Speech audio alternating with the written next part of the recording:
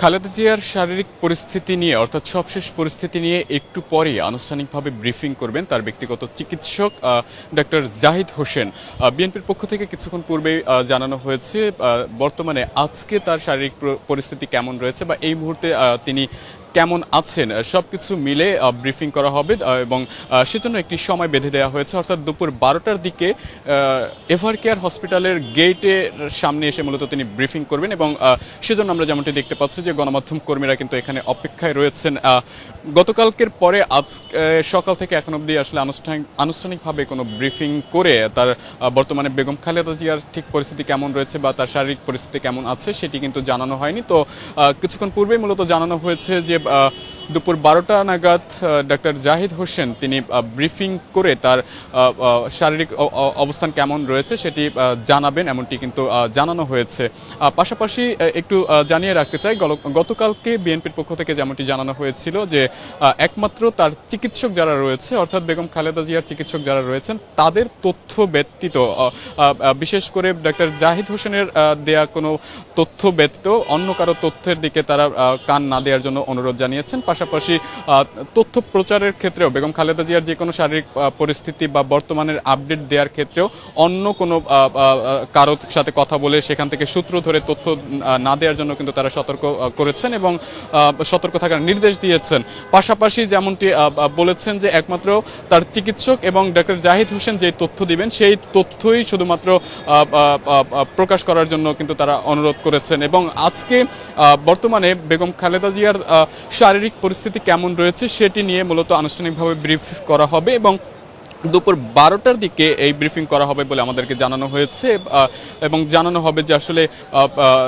তার শারীরিক পরিস্থিতি আজকের দিনের মতো আসলে কেমন রয়েছে বা সবশেষ অবস্থা কি রয়েছে। আমরা যদি একটু এখানকার পরিস্থিতি এই মুহূর্তে কেমন রয়েছে সেটি দেখানোর চেষ্টা করি। আমরা যেমনটি আজকে দেখতে পাচ্ছি যে এই এভারকেয়ার হসপিটালের ঠিক সম্মুখ অংশে অর্থাৎ গেটের দিকে দুপাশেই কিন্তু ব্যারিকেড দিয়ে রাখা হয়েছে এবং নিরাপত্তার স্বার্থে ব্যারিকেড দেওয়া হয়েছে। পাশাপাশি আইন শৃঙ্খলা বাহিনীর সদস্যরাও কিন্তু এখানে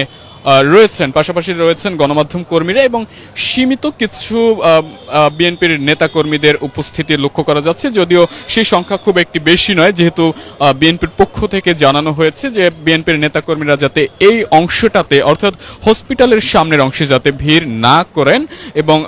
এখানে যাতে কোনো ধরনের গ্যাদারিং সৃষ্টি না করেন, পাশাপাশি তারা বাসায় থেকে যাতে বেগম খালেদা জিয়ার জন্য দোয়া প্রার্থনা করেন সেই অনুরোধ কিন্তু তারা জানিয়েছেন। এবং আমরা গত পরশুদিন এবং তার আগের দিনে যেমনটি দেখতে পেয়েছি বিএনপি নেতা আমিনুল ইসলাম এবং সেই সাথে রুহুল কবির কিন্তু এই এভারকেয়ার হসপিটালের সামনে এসে গণমাধ্যমে কথা বলেছেন এবং তখনও তারা অনুরোধ করেছেন যাতে হসপিটালের সম্মুখ অংশে কোনো বিএনপির নেতাকর্মী বা সাধারণ মানুষ এসে ভিড় না করেন, বরং তারা যেন বাসায় থেকেই বেগম খালেদা জিয়ার জন্য দোয়া প্রার্থনা করেন, এমনটি কিন্তু তারা জানিয়েছেন। এবং আমরা যেমনটি সেদিন দেখেছি বিএনপি নেতা আমিনুল ইসলাম তিনি কিন্তু এখানে এসে এখানে সাধারণ নেতাকর্মী যারা ছিল ভিড় করেছিল তাদের সাথে কথা বলে তাদেরকে চলে যাওয়ার জন্য কিন্তু অনুরোধ করেছেন এবং এখান থেকে ভিড় কমিয়ে ফেলার জন্য বলেছেন। সেদিনের পক্ষ থেকে আমরা যেমনটি দেখতে পেয়েছি এই এভারকেয়ার হসপিটালের সামনে বিএনপির নেতাকর্মীদের উপস্থিতি সীমিত পর্যায়ে রয়েছে, শুধুমাত্র গণমাধ্যম কর্মী ব্যতীত তেমন উপস্থিতি কিন্তু নেতাকর্মীদের নেই, সীমিত সংখ্যক নেতাকর্মীরা আছেন এবং মাঝে মাঝে কিছু নেতারা আসেন এবং ভিতরে গিয়ে বেগম খালেদা জিয়াকে দেখে এসে আবার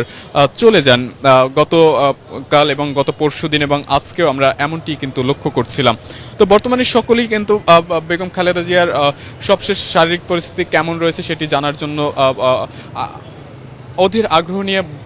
বসে আছে এবং গণমাধ্যমে আমরা যেমনটি এখন অবধি জানতে পেরেছি গতকালকে যে তথ্য দেওয়া হয়েছিল তার পরবর্তী সময় এখন অবধি কিন্তু আনুষ্ঠানিকভাবে চিকিৎসকদের পক্ষ থেকে কোনো ব্রিফ করা হয়নি বা তথ্য দেওয়া হয়নি বা আপডেট জানানো হয়নি। তবে আজকে কিছুক্ষণ পূর্বেই যেমনটি জানানো হয়েছে যে দুপুর 12টা নাগাদ বেগম খালেদা জিয়ার শারীরিক পরিস্থিতি এই মুহূর্তে কেমন রয়েছে সেটি নিয়ে ব্রিফিং করা হবে এবং সেই ব্রিফিংয়েই জানা যাবে যে বর্তমানে বেগম খালেদা জিয়া কেমন আছেন বা তার শারীরিক পরিস্থিতি ঠিক কেমন রয়েছে। ডাক্তার জাহিদ হোসেন মূলত ব্রিফিং করবেন এবং বিএনপির পক্ষ থেকেও কিন্তু বলে দেওয়া হয়েছে যে শুধুমাত্র তার চিকিৎসক এবং ডাক্তার জাহিদ হোসেন যেই তথ্য বা আপডেট দিবেন, যে তথ্য দিবেন সেই তথ্য একমাত্র সেই তথ্যকেই নির্ভরযোগ্য তথ্য হিসেবে ধরে নিয়ে সেটি প্রকাশ করা যাবে। অর্থাৎ এর বাহিরে কারো তথ্য যাতে না নেওয়া হয় এবং সেই তথ্য যাতে প্রকাশ করা না হয় সে বিষয়ে কিন্তু সতর্ক থাকার জন্য বিএনপির পক্ষ থেকে বলা হয়েছে। তো আজকে দুপুর 12টার দিকে মূলত আনুষ্ঠানিকভাবে ব্রিফ করে এই মুহূর্তে বেগম খালেদা জিয়া কেমন রয়েছেন সেটি জানানো হবে এবং ডক্টর জাহিদ হোসেন সেই ব্রিফিং করবেন। ইতিমধ্যে সেজন্য কিন্তু এখানে গণমাধ্যম কর্মীদের আমরা উপস্থিতি লক্ষ্য করছি, সকলে অপেক্ষায় রয়েছেন যে তিনি আসলে তার ব্রিফিং থেকে জানা যাবে আসলে বর্তমানে বেগম খালেদা জিয়ার অবস্থান কি রয়েছে বা তিনি কেমন আছেন।